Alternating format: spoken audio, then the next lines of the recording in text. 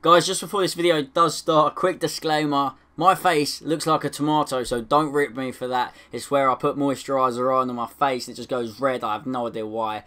Yeah, whatever. Anyway, the two marks on my nose as well are from where I wear my glasses and it rubs. So that's an... oh my days. Yeah, just enjoy the video. Yes, lads and ladies, how's it going? Max here and welcome back to another match review. We've just played Brighton, we've just won 2-0. And it's great to come away with another 3 points. Unfortunately, I couldn't get there tonight just because of finishing work at like 6 o'clock. By the time I'm back, it's 7. And then obviously having eaten all that palaver. It's a work night. It's hard. Not everyone can get to the game. So I've got to stick to these match reviews. But we've got a 2-0 victory. Goal scorers tonight being Son and Aurier. Two very strange goals. I don't know if you guys have managed to see them. And you know what? It was... you could say it was a comfortable game. So I managed to watch a stream. Luckily, I was lucky enough to find one.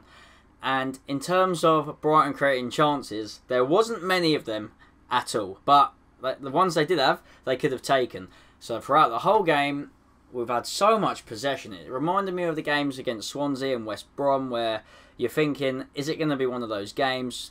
And we're starting off with the starting lineup. Obviously, Dele was dropped. So Dele was dropped, Lamela starts, that was nice, so that was a bit of creativity, it's good to see him back. We started off with so much possession, like I was saying, and we just couldn't get going, we couldn't find that pocket, we're creating like little chances here and there. Kane finished with like 9 shots, with a couple of them being, one that hit the post from a free kick that was quite late on, and one being like just turning the defender outside the box and getting some snapshots. But there wasn't really like a proper one-on-one for Harry Kane, and obviously he didn't get on the score sheet, which is surprising, because obviously we need him to get that Alan Shearer record, because the games are coming thick and fast, so we want him to get that, but that wasn't to be.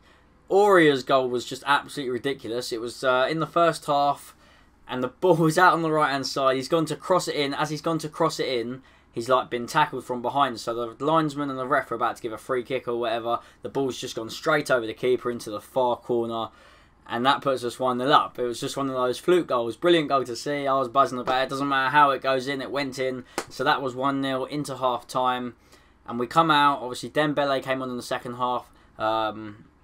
You know what? He does what he does best. He keeps the ball. That's what he does best. You don't see him drive forward. Normally goes side to side. But he can beat a defender. And that's what he did. He ended up beating some defenders. We started creating a few more chances.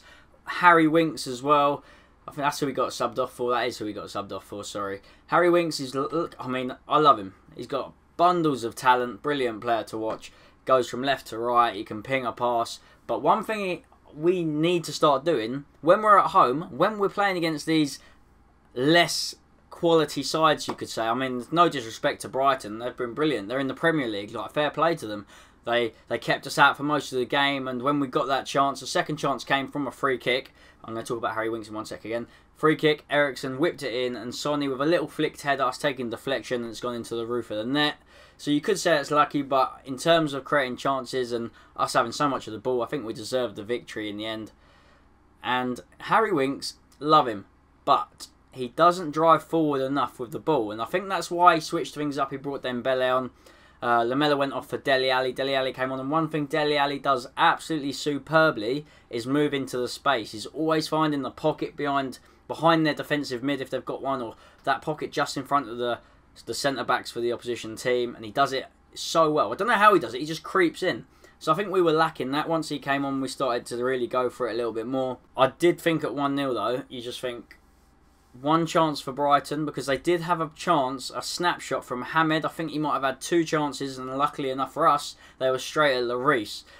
Other than that, defensively, there wasn't too much obviously going on, like I said, Hamed, but when they do come, like these chances, that's a big chance. Hamed could easily put that left or the right of Lloris, and it's 1-0, and then they're going to park the bus, and that's exactly what's happened to us recently. So, you know, these games, it's good to see us kill teams off. The second goal had to come. It had to come. Because at 1-0, just like what Burnley did, they wait until like the 75th minute and then they bring on a striker. They go for it, get a goal, sit back. That's what they do. So we needed that, and that's exactly what we did. Got the second goal.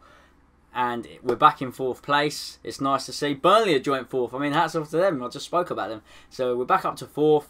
And we've got Man City on Saturday. And guess who's going? I'm going. Cannot wait. It's going to be a massive away day.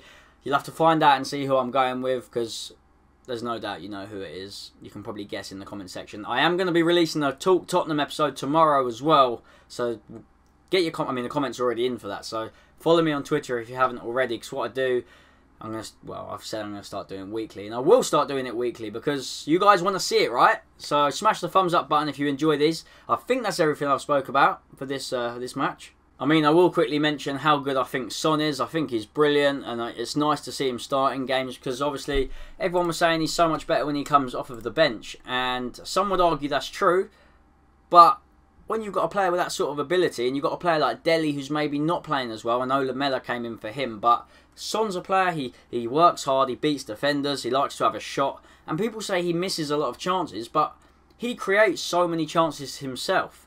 So on the back of that, it's well deserved to him. I love it when he scores. He's just such a happy guy. He gets everyone in a good mood, and I'm sure you can relate to that as well. When you see him playing and when you see him scoring, he's just a good guy. I'd love to meet that guy. I would love to meet Heung-min Son. So if anyone's watching and they can do that, then do it. Hook me up. Danny Rose looking a bit sharper as well on the left-hand side. There's still something, not 100%, but that could just be match fitness, so we'll see what happens. It's another good game for him. I mean, he got into the box, he's got some crosses in. I just want to see him bombing it up and down that left wing, like we did see with Kyle Walker and Rose that season when they were just up and down the wings, but maybe that just comes with match fitness. I'm happy to see him back in the starting lineup. I don't know about you guys. Ben Davies, if he started, I'd have no complaints because I know he puts a shift in. So it's not even the fact that I want him over Davis. It's just the fact I think on their day, Rose is better. Someone's going to say, why aren't you wearing your glasses? They're right here. Sissoko had another iffy game, but I'm not going to go into too much detail about him because he does put a shift in. I'm just not his biggest fan. I would have loved to see Harry Kane score, but that wasn't to be. And just one thing, just before I do wrap this video up, what the commentators were talking about at the start of the game, just as I was listening, is how Spurs, the fans, can make such a big difference. Because, as you know, Spurs, I was going to say what Elaine named, Wembley's rocking, like when you play the likes of Man United, obviously we haven't played them yet, Liverpool, Real Madrid, the place is rocking.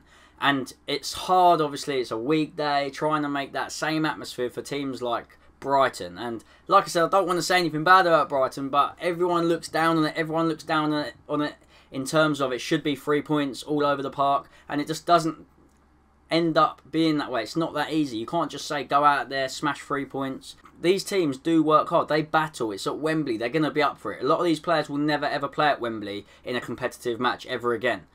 And that's just fact. It's great to see the fans getting behind them because you do hear them. You do hear them through the TV if you're not lucky enough to be there, obviously.